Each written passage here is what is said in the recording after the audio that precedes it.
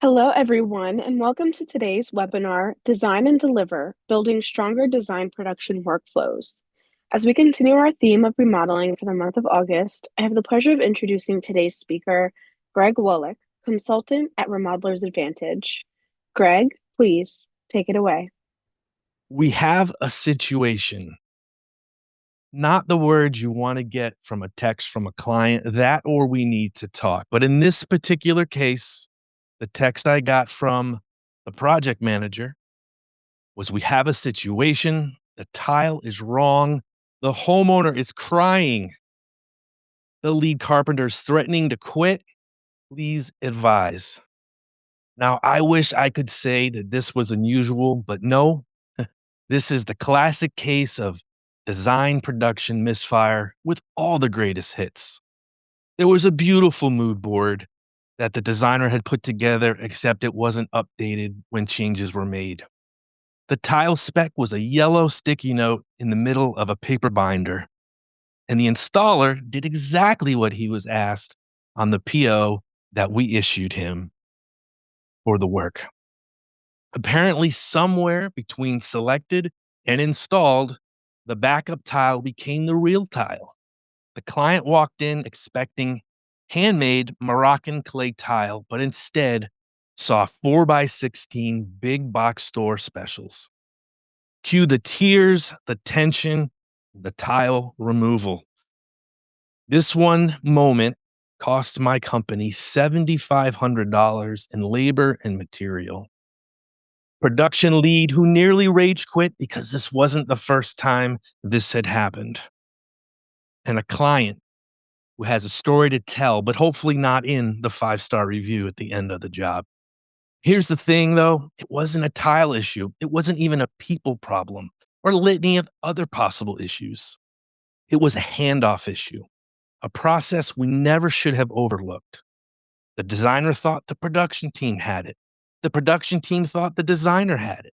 And the homeowner thought we were all on the same page. This is what happens when design and production don't share clear, structured, and repeatable process. And it happens more than any of us like to admit. Now, some objectives for today. We're going to show the implications of poor design production handoffs as if we don't already know what that is. We're going to highlight how to build some bridges between design and production. And then we're going to provide some specific tools, some checkpoints and meeting rhythms that are going to help you succeed. Now, my name is Greg Wallach. I have been in this industry all of my professional career, residential remodeling. I started as a carpenter, probably my favorite job other than the job I have now. I did estimating, I did production management, even some sales. Focused a lot on kitchens and baths, whole home reservations, a little bit of new construction in there from time to time. Mostly design build, but also some really powerful architect-led projects. My passion is bridging design and production through clear communication, systems, and processes. Very much a focus of what I do. And since 2022, I've been a coach, consultant, and a facilitator, helping remodeling teams strengthen their workflows, their leadership, and of course, the client experience. So I travel around the country working with design teams, production teams, and I always ask the question, what's your biggest challenge between design and production? I get several of the same answers from design teams, and I get several of the same answers from production teams.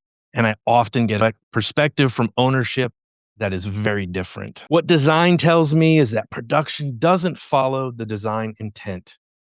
They say, I don't get enough input from the field before finalizing, or I feel like I'm handing off a moving target, or I never hear what happens once the job starts. And production, often the same as well. The handoff isn't complete or clear.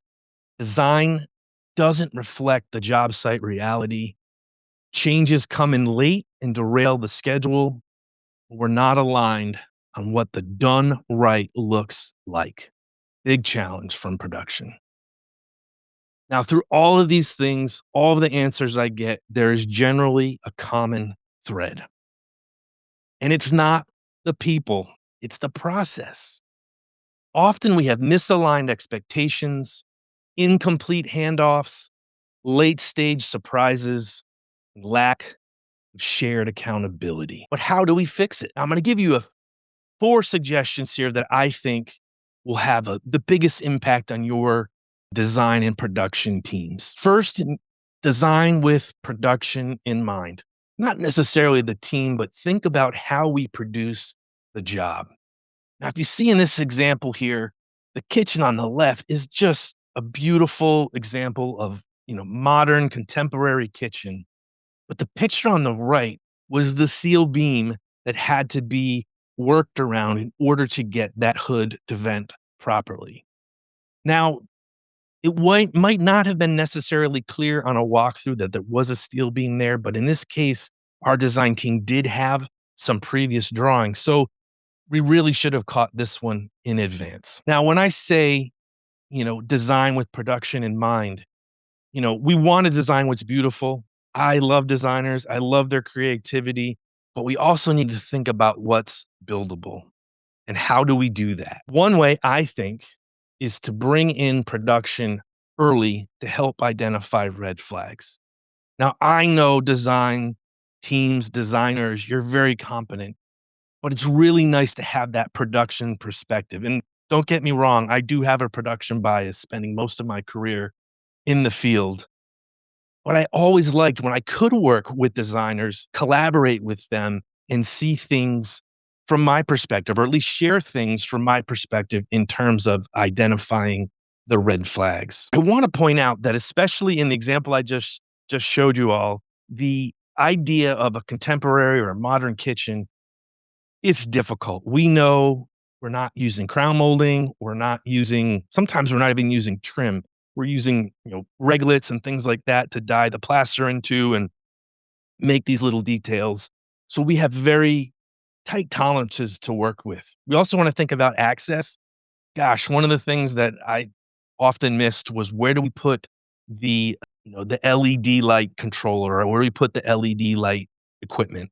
Often when we're lighting the inside of a glass cabinet, we have to have access for that sort of thing. And then sequencing. Gosh, so many new builds are high performance where we're having to interweave different layers of, vapor protection or different barriers. So we really need to think about sequencing. And it's not just the rough parts of it. There are some certainly sequence issues in some of the finished world as well. Field friendly drawings. Now, often when I'm visiting a client, visiting a company across the country, I'm asked to look at their drawing sets. They're telling me that their production team is not happy with the information that's on there. There's not enough information. And sometimes when I see these drawings, I can't even I don't even know what I'm looking at. There's too much information. So in this situation, I'm going to advocate for less is more. I think that every team should have a drawing standard that is decided upon between the production department and the design department. The handoff is probably one of the most critical steps in making all of this happen. We want to deliver clear, complete handoffs, very little room for interpretation, if you will.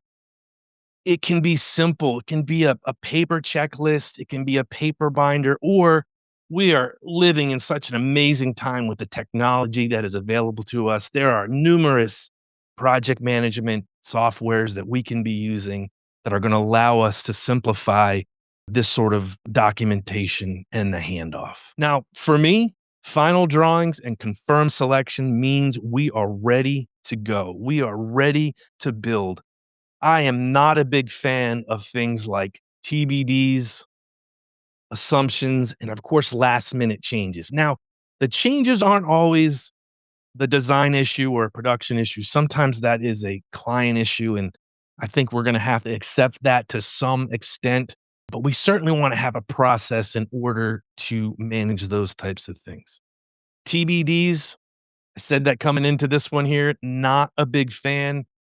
Verifying field, again, another thing I am not a big fan of, especially in remodeling when we have a built environment that we can take real world measurements from and, make sure that we are building the right thing.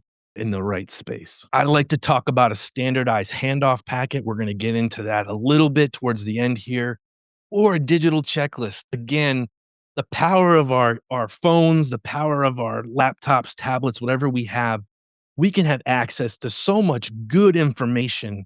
So make sure that we're somehow standardizing that for our teams. And not to be overlooked is a live walkthrough. Let's get production and design on site together to look at things and talk things out and just kind of figure things out together. There was nothing like having in-person meeting at a job site, whether it's a bathroom, a kitchen, a whole house remodel. You cannot, underestimate the power of that function. We want to be able to align our teams with tools and, meeting rhythms, that sort of thing. If you look at this picture here, I mean, this is sort of what a typical process looks like. It starts in sales and design, and it goes to maybe a site visit and a trade walk, the handoff meeting, but then maybe it goes back to sales and design over to estimating. Gosh, there's so many things, so many steps here that can go wrong. So we want to somehow simplify this, make it a very repeatable process along the way. So one way we can do this is shared calendars. So simple to do with, again, free tools that are available to us on the internet, and then understanding each other's workflows. How does design work? How does production work? And how can we make those two sets of teams work, more collaboratively? Recurring touch points between design and production, whether it's a regular weekly meeting that's sort of generalized, or once the job is in process, another weekly meeting with the client maybe, but it should be deliberate, it should be scheduled, and it really should be happening. The clear roles of ownership, accountability is something that will come up again as well, but we wanna make sure that the roles are defined. In the example we talked about in the beginning of the webinar, there was no definition of who needed to communicate with who, or how changes were being communicated. So this is one of the simplest ways to make things efficient, is to have, clearly defined accountability, clearly defined roles, who updates the spec, who notifies when there's a change. And again, sometimes changes are from the field, sometimes changes are from the office, from design, from the homeowner somehow, but there needs to be a process in place. Again, whether it's through your paper, email, or just project management software, the tools are definitely available to us. And I'm going to mention this again in the webinar, but document decisions visibly to all stakeholders. Any decision that's made really needs to be documented in writing. When I say visibly, whether it's a memo or just some sort of tag that's in the software that you might be using, it really should be documented. Now, obviously, we're looking to prevent costly, avoidable mistakes. The red flags, what are they? Where are they? And how are we identifying them? How are we making sure that, we're addressing all of those from the sales design process through production? One of the ways, just triple check your selections before ordering.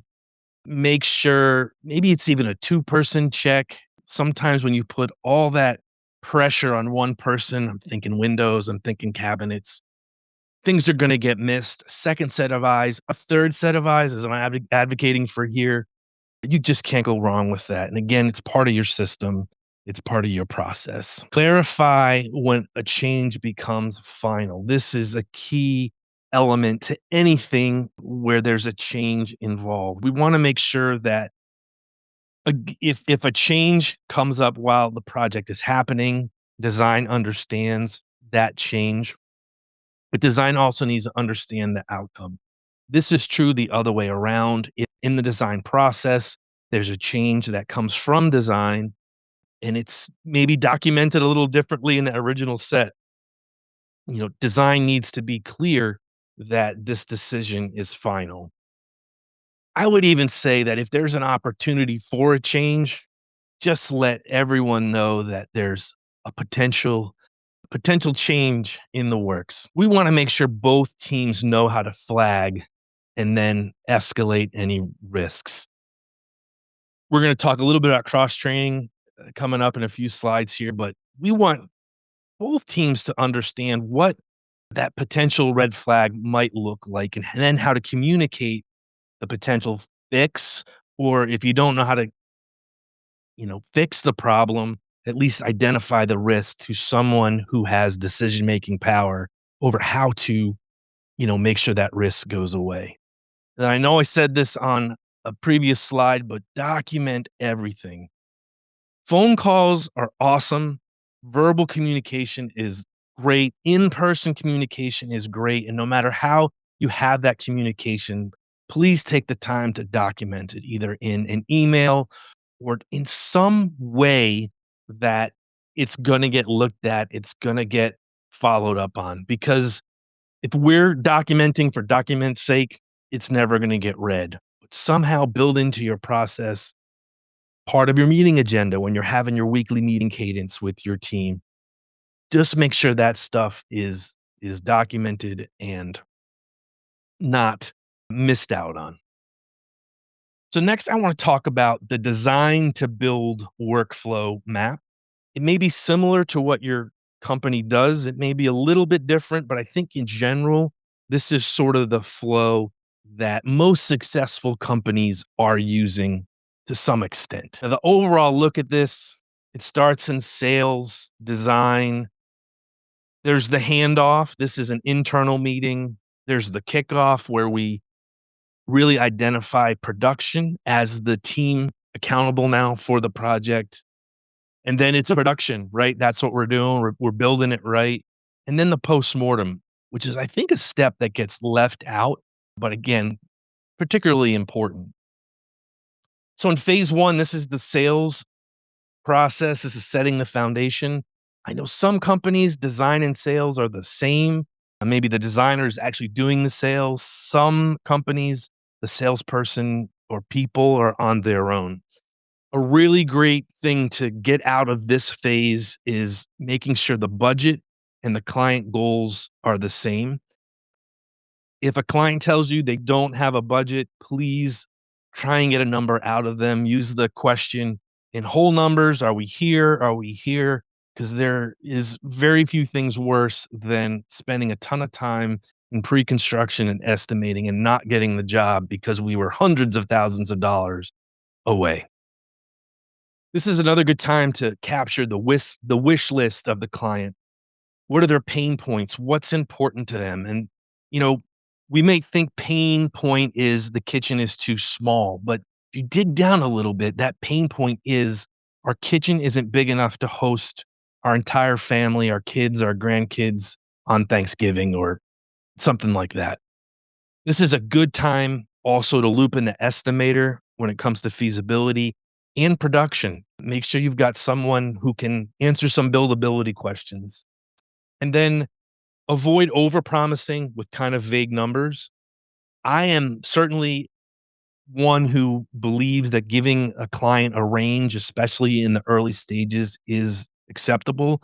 However, I think it has to be clear that that range could be 25-30% off from what the final job is. And so as long as we do a good job communicating that, it shouldn't be an issue. Phase two, now this is the design. This is where pencils are in our hands and we're drawing what we need to draw.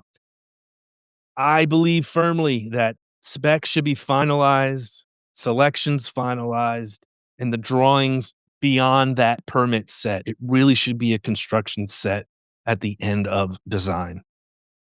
Another opportunity to get production involved. Maybe even the estimator comes back in at this point, but get to the site, visit, let's see what it looks like in the real world. I've already mentioned I don't like TBDs. I don't like verify in field or any kind of vague allowance. If you have to use an allowance, please put an actual item to it. Sometimes when you say it's a $300 toilet and then they come back to you with, one of these toilets that has the, very special high-end toilet seat, which is around $5,000, you sometimes have a hard time backtracking on that and making it better. use some sort of tracking situation in terms of your specs, whether it's digital or paper, but somehow give it access. Put it in the cloud, let everyone have access to it, but make sure we are identifying these decisions. Up next is the handoff. Now, a friend of mine who I learned a lot of this from used to call it the turnover. Now, I'm a sports guy. Turnovers are bad. So I want to call it a handoff. Now, this is the internal meeting. This is when the design/production team turns things over to, I'm sorry, design/sales turns these things over to production. This meeting, we're going to review the plans, the specs, long lead items. This is our first look at what the change order protocol is. And of course, design team, this is your meeting, but you've got to allow time for Q&A from production. And honestly, production needs to have this information an adequate amount of time before this meeting is even had. 2 weeks, of course, depends on the size of the project, but it really helps them to come to the meeting with information, prepared, ready to ask questions and, get this project built. The next phase, again, generally speaking, is the kickoff. Now, this is our launch. This is a celebration. This is a milestone. One of the biggest things that come out of this meeting is production is now the accountable team within your company. Okay.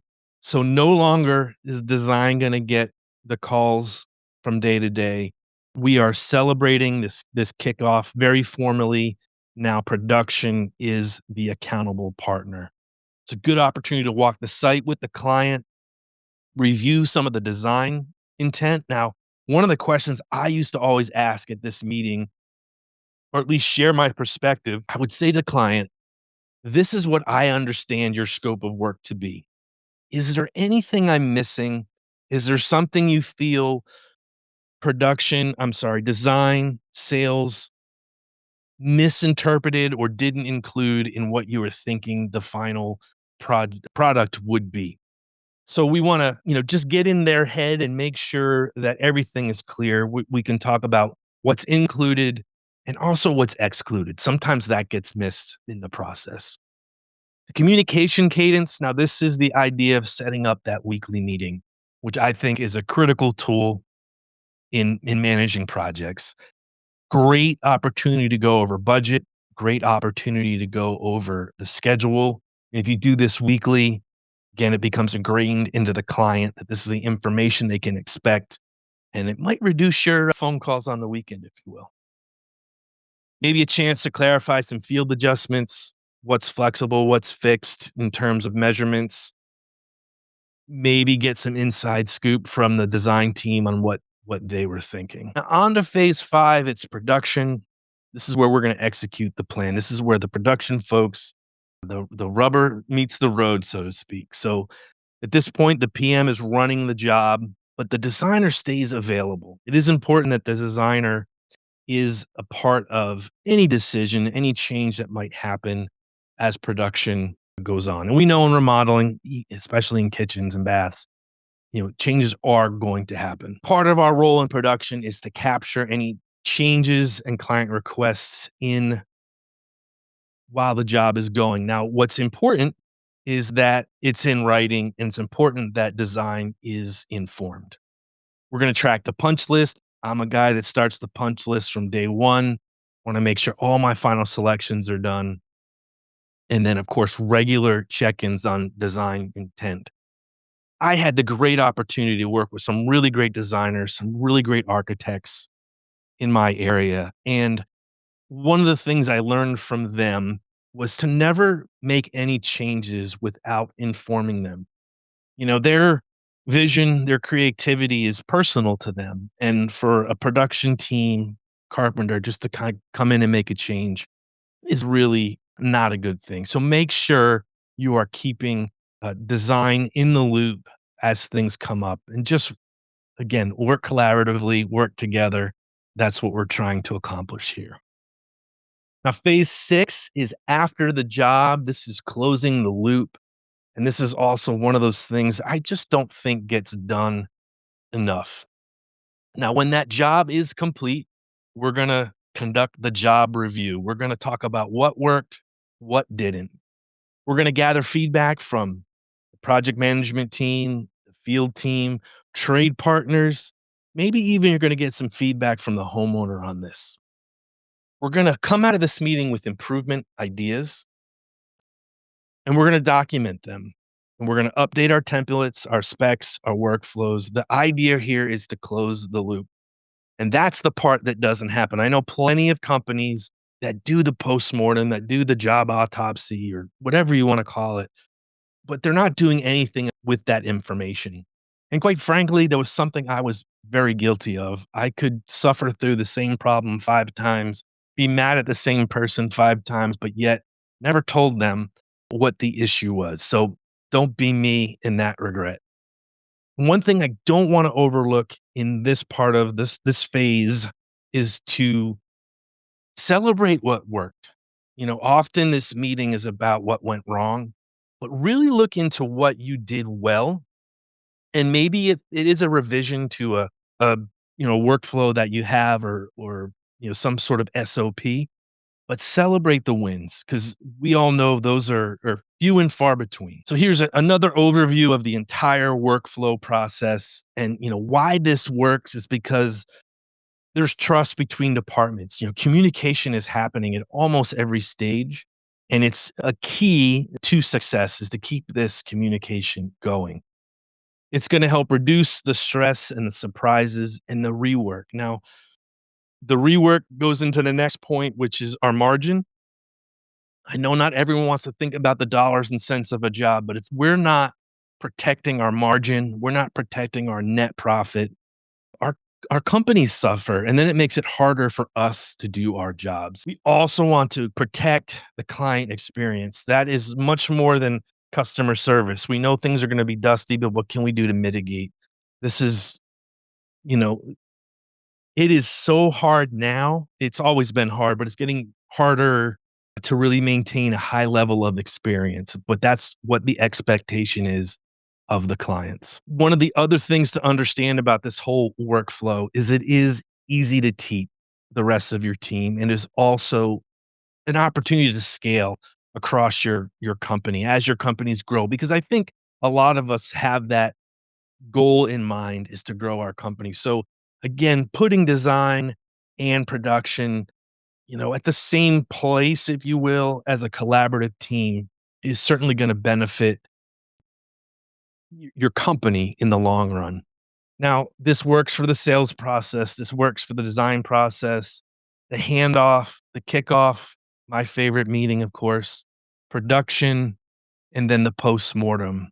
This is really good stuff to have in your process, in your system. So I want to talk about some tools for success. Now, the way I'm going to share it is sort of a simple checklist. You could build it into paper, you could build it into digital, but these are some things that I have found with my experience to be very helpful in the collaborative process between the teams. First, there's project and scope documentation. I mentioned the final construction drawings, not just a permit set, but something with some real meat to it. The scope of work, some folks are building that into their estimates or their proposals, but a clear scope of work is also going to save a lot of problems down the road. The demo plan, now in a kitchen situation or remodeling situation, the demo plan I'm talking about is what do we save and what do we throw out? There always seems to be something our clients are wanting to hold on to or give to someone else. Structural plans and details, we jump back to that first picture. Gosh, it sure would be good to know that steel beam was in place before we had to vent the range top for that. And then the permit set, because we know our inspectors like to have, most of them require that on the job at all times. Selections and specifications, whether it's a binder, a folder, a box, a drop box, a digital collection, something like that. Cabinet plans and elevations. Elevations, at least in my experience, they tend to get left out a lot. And it's really important when we're trying to lay out things like outlets. Should they be horizontal? Should they be vertical? How do we want our under cabinet lighting to go in. So cabinet plans, something I would always have in. Our fixture cut sheets, plumbing, lighting, appliances. This is important for a numerous number of reasons. One being the toilets that I mentioned. If I know what toilet I'm having early on, I know whether or not I need to wire it, not something I had to worry about for the longest time. Maybe lighting, there's some blocking that has to go in, or just be prepared for something, it's a disaster. We want to avoid that. The paint schedule, I know sometimes this is tricky to get early, but often sometimes the selections are based on the paint colors, or the stone backsplash is based on the paint color, which isn't gonna be decided till we pick out the stone. It's that, constant struggle of getting that information. Flooring and tile layouts, bathrooms especially, having a good layout, especially with some of the, car wash type bath fixtures that we're starting to use. Where do we want fixtures to land? Does it go in a grout line? Does it go in the middle of a tile? That stuff we can figure out ahead of time. And then, of course, the grout color. I don't know how many times that grout color gets left out of the spec book. Onto logistics and procurement, purchase orders. Some companies will use that committed cost, what we're gonna spend for a particular task or particular item. The lead time tracker, build those into your Gantt chart schedules, what the lead time is gonna take to get that stuff, to make sure that we have it on site when we need it.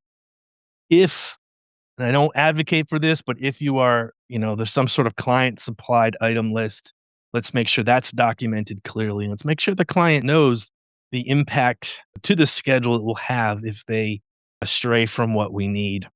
And then, simple things like vendor contact sheets and that sort of thing. Site execution, any notes from the walkthrough, any notes from conversations had with the client. There's some really cool AI recorders now that can keep track of those sorts of things if not everyone can be in the room at the same time. If you're a designer and there's something really important that you want to get across to production, put it in words, put it in a drawing, make it visible somehow that this is what's important to you in terms of the design goals. Change order policy, your company should have one, it should be documented well.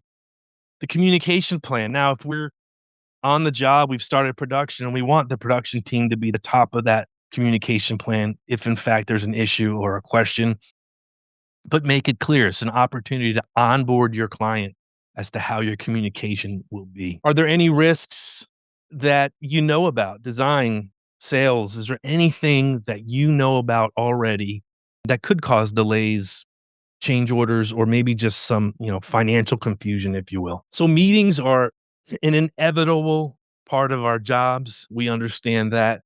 One thing that I am a proponent of is kind of short check-ins between the designer and production. This could be during the weekly meeting on site, or this could be, a weekly meeting in the office or over coffee or something like that.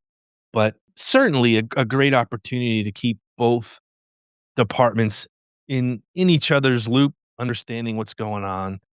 And design, maybe it's not just active jobs, maybe design is can bring to the production team some of the jobs that are, on the boards. Project milestone reviews, another great thing I think you should work into your schedules is these reviews. I have it here as a midpoint check, but it could be or should be before we do insulation, maybe at that rough inspection, or right before cabinetry, or, whatever it is. Let's build it into our schedule and make it something that's, non-negotiable, something we do all the time. Now, this is a tool I started using sort of the end of my field career, but it's this idea of a constraint card or a field feedback form. It's a very simple tool. I just printed these out on 4x6, index cards, but it allows the folks in the field, the carpenters, the trade partners, an opportunity to communicate with us, the project team, the management team, so to speak. They can put on this card what their issue is, what constraint, what's keeping them from moving forward, where it's located at, when this issue needs to be resolved, and potentially who needs to resolve it. Not sure that's always something they can fill out, but it's certainly something that helps. But in any event, this card gets filled out, it gets given to the project lead, project manager, and then it's acted upon. But it's another way that things are documented. Now, all of this stuff is great. All these tools are awesome if you use them. And one of the most important things you can do in implementing this stuff is to make it part of your company culture. Now, we all have, maybe our companies have core values or visions and missions, but the culture is something a little bit different. And what I'm trying to get at here is things have to be non negotiable. A certain meeting, a certain expectation needs to be in our mix as part of our culture and something that we just don't skip. Like the handoff meeting in the story from the beginning, we skipped the handoff. Never should have been done. Something was rushed to production, and it caused a lot of problems down the road. So some ways to handle this are cross-training, part of building the culture. Have designers spend some time with the production team. Have the production team spend some time with designers. Sometimes when we're in other people's shoes, we realize that the job is much harder than we ever thought. Another important thing is the language that we use. Don't make it an us versus them. Now, I know I've spent a lot of time talking about production team and the design team, but truthfully, as I've spent so much time working with both, I've recognized that we're kind of one and the same, right? We have different responsibilities, different accountabilities, but in the end, we're all looking for that referral, that five-star review, that client experience that, the client is going to tell all their friends about what we did because we did it so well. So language in almost any avenue of our lives is very important. Keep it positive, make it us, not them. Mentioned this already, but one of my biggest things I try to involve with my teams is just to celebrate wins together. And over the years, I found that getting to the finish line was too long. There had to be different milestones, different ways to celebrate the wins along the way. And if we don't, we kind of lose the perspective, maybe some, mental health sort of blocks happening up, but make sure that we're celebrating the wins, make sure that our teams are really aware of what each other does. That again goes to the cross training, the first part of this slide. But it is just, I think it's an invaluable way to bring your team together. It doesn't have to be expensive, doesn't have to cost any money. But just celebrate, pats on the back, that sort of thing. So that brings us to the end here. My name again is Greg Wallach. This is my contact information, my Calendly link if you'd like to make an appointment. I'd love to talk to anyone who has more interest, more feedback, or just your ideas. I think now we have time for questions. Amazing. Thank you so much, Greg, for such an insightful presentation and running through all of that information with us. I definitely appreciate the time. Before we hop into Q&A, I just want to let everyone know that we're going to be dropping a feedback survey in the chat. We appreciate your feedback, and this helps make the webinar program even better. So please take the time to give Greg and NKBA your insight. We'd really appreciate it. With that being said, we can hop into our first question. Greg, can you share examples of tools or platforms that have significantly improved collaboration in your experience? Yeah, first, thank you all for hanging in there and listening. I love sharing this stuff. In terms of tools, I've done it simply as a notebook. I've done it with some of the really, robust project management tools that are out there now, including, and again, I'm agnostic when it comes to software, but things like, JobTread, Builder there's really some just wonderful tools available to us right now. Perfect. Our next question is, can you provide clarification on field-friendly drawings? What are some examples or ways to execute these as a designer or drafter? Yeah, so I saw one of the comments, I did say less is more. It's something that I think is important. What I mean by that is we don't need to overwhelm the drawings. We don't need to put every last bit of information on there, but it should be something that you've agreed with your production team on what the drawing should consist of. Have a standard, have all of your designers operate to the same standard. The example I used in the talk was I visited a company and there was just so much information on the drawings. It was overwhelming. It was not feasible to build from these drawings, just too much kind of stuff. So get with your production team, come up with an agreement together, and that would be a great way to develop those drawings. Fabulous. Our next question is, do you have set times for weekly meetings or project reviews? Perhaps they mean, is there a set time frame or is it maybe beginning of the week, end of the week? Any suggestions there for cadence? Well, I would say just get it on the schedule. It really is great to have it the same time, uh, this, every week, every other week. Again, it depends on the size of the project. But part of that kickoff meeting is getting that meeting on the schedule, getting that weekly meeting, bi-weekly meeting on the schedule. Perfect. So setting that up right at the beginning so that way expectations are really clear. Yes, and that would be a non-negotiable for me. That's an important meeting in terms of managing the project. I know I couldn't do the job without it. Perfect. Our next question is for designers who work with big box stores, how can they advocate for better collaboration practices at the organizational level? Whoa, that's a good question. The only time I really worked in that big box store environment was when I did my own kitchen myself. I had a great relationship with the designer. We worked well together. The experience they provided was awesome. So I'm not maybe there's a specific detail or a specific event that they're talking about, but um, communication, that's always an answer I give for almost anything. Just keep the lines of communication open. That's great. And I think a little bit to what you said earlier, less is more, being just very clear. Obviously, mistakes are going to happen, but doing your part in the beginning is really, really all you can do. Yes, Um, and document it. yes, documentation, very important. Another question is, in the postmortem team overview, how do you create a safe environment for these discussions so they don't devolve into blame games? Any tips there?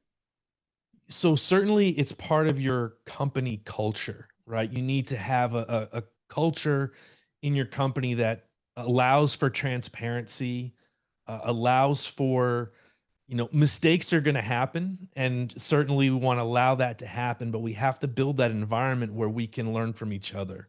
So yes, no blame game. There's no, finger pointing. Um, and from your perspective, you can worry about the things that you have independent control over. It's hard for me as a production person to really, lean into a designer when I'm not a designer. That's not my thing. But I do want to get a better understanding of what they're doing.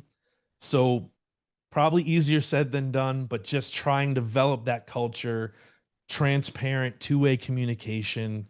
And I think these meetings would be very, very beneficial. Perfect. Our next question is, last minute changes are incredibly difficult. And you did touch on this a bit, but how does your team handle and communicate these? Keyword, I could probably put the word communication on every single slide. I think I say that in every presentation I give. But it has to be a process, it has to be a system. Part of that kickoff meeting is creating sort of a communication funnel. So if a homeowner wants to make a change and they're going directly to the production person, the project manager, it's important the project manager keep the design person in tune with what's going on. So I think just communication is super important. Also, there's that weekly check-in between production and design that I think is pretty important as well. That's perfect. Another question we have is, what if you're on a smaller team? We have someone who doesn't have really any team members.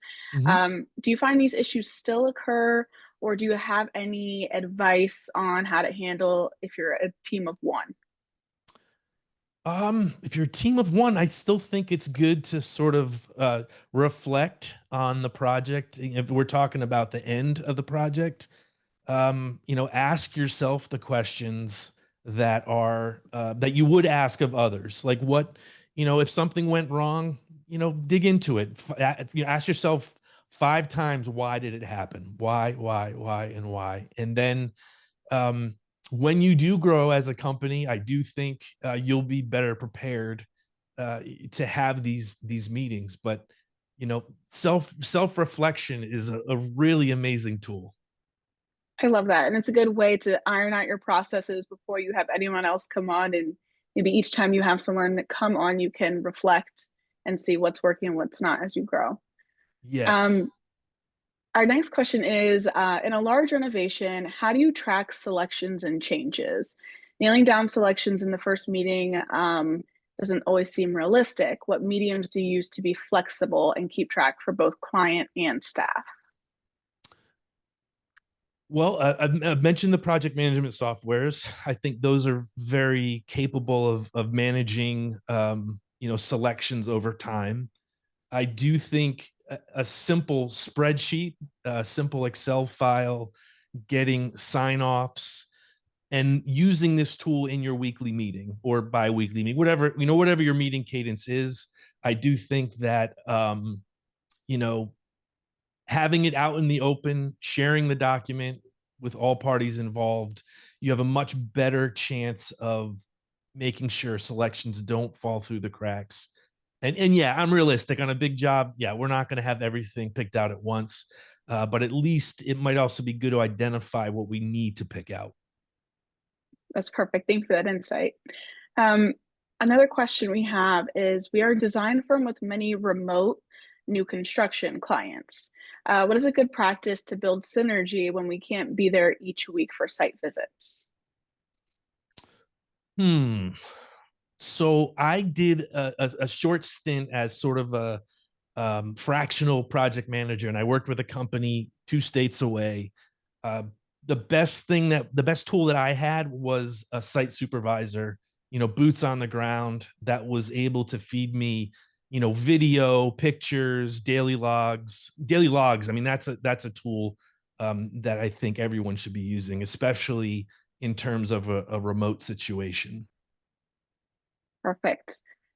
Stephanie asks, any ideas on how to find companies that employ these processes or what to look for when trying to work with different companies? I guess green flags. Is there anything to let you know that they've got it together and would work well with you? I mean, you can certainly ask the questions up front. What are your processes?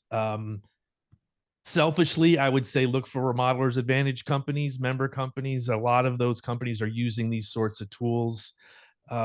Just, I think any company that is, invested in learning, invested in growing, if you can somehow, find that out, I think you're going to find the right type of company to work with. Fabulous. And we'll end with one last question. We had a few people submit this, so any insight here is welcome. Do you have any suggestions on project management platforms or software? So anything that you use to plan, any programs that help make your life easier? I am, again, without giving anyone any particular advantage here, I'm a big fan of JobTread. I worked a lot in Buildertrend. I thought that was a great program. There's a really great there's an Autodesk program. I think it's called Autodesk Build, which is really great for document management. Bluebeam fan. I mean, there's so many great softwares out there. It's really hard to nail it down. Amazing. Well, before I give you the floor for your final thoughts, Greg, I just want to remind our audience that we do have the feedback survey in the chat and that this webinar will be available to rewatch tomorrow at nkba.org. Everyone will receive that link. Everyone who attended will send out an email with all the details as well as Greg's contact information. So if you have more questions or just want to connect with Greg on what we talked about today and beyond, you'll have the means to do so. With that being said, Greg, I will give you the floor and give our audience any final thoughts. Well, first, I just have so much gratitude for you all being here and listening.